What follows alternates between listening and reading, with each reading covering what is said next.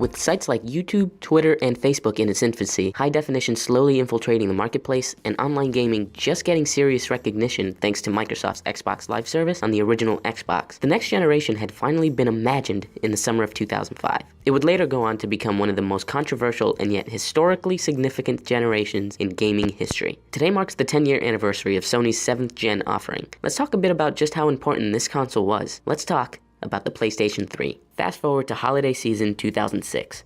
As a 15-year-old high school student, I was very much into gaming, as I still am today. But I opted out of buying an Xbox 360, which had been out for a year by then, in favor of waiting to buy a PS3. I had owned both an Xbox and a PlayStation 2 in the previous generation, but I had so many more PS2 games that it just seemed like the more obvious choice when switching over to the next generation. And besides, my family didn't have a lot of money, so paying for a yearly subscription to an online service was something I wanted to try to avoid for as long as I could. This would go on to be a choice I would not regret. I mean, let's face it, the PlayStation Network was absolute shit when it first launched, but it grew in maturity along with myself and any other platform I would go on to use in the years to come.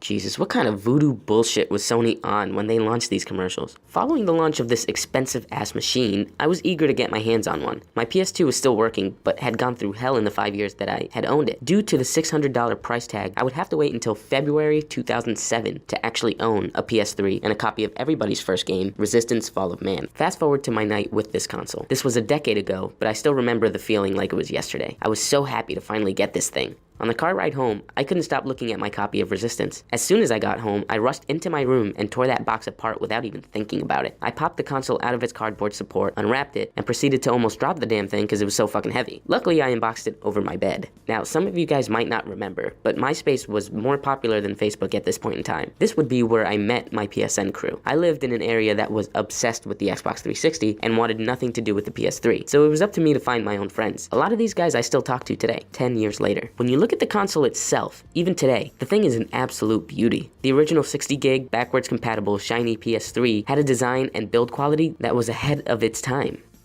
You look at that thing next to a PS4 or an Xbox One, and it still looks futuristic. On top of that, the PS3 era included features that just seemed pointless at the time that would eventually become the norm, or at least highly sought after in today's market. These include HDMI for high-def gaming, a Blu-ray player built in, backwards compatibility, free games on a monthly basis with subscription, a disc feeder instead of a tray, and plenty more. The PS3 was not well received for its games until the 2008 release of Metal Gear Solid 4, Guns of the Patriots. But it wasn't until the release of Uncharted 2 Among Thieves that the system started getting recognition for its juggernaut exclusive titles. The same developers that were credited for creating a masterpiece for the console in 2009 would later go on to release a new IP at the end of the PS3's lifecycle that is regarded even today as not only a great exclusive, but as one of the best video games of all time. It's really a shame that the PS3 didn't get a ton of recognition while it was the flagship. It would later go on to outpace the Xbox 360 in global sales, a fight that it struggled to stand in during its tenure. But it did not become the best-selling console of the generation, which Sony is used to achieving, as every other home console they've created has gone on to do so. As of November 2013, when its successor launched, the PS3 went on to sell over 80 million units. While it's impressive considering its struggles at the beginning, the PlayStation 4 has been able to completely overshadow the little console that could, with sales of that system already at less than halfway to 80 million in the 3 years it's been out, a pace that is unheard of in today's market and outpaces even the PlayStation 2, a console that holds on to its title as the best-selling video game console of all time. The runaway success of the PS4 is only a result of the many obstacles Sony had faced with the PS3. So all of you 15-year-olds that are enjoying the PS4 and its HD gaming, Blu-ray player, multimedia capabilities, and strong online infrastructure, take today to admire the console that took all of the punches when I was your age, and the console that was truly ahead of its time.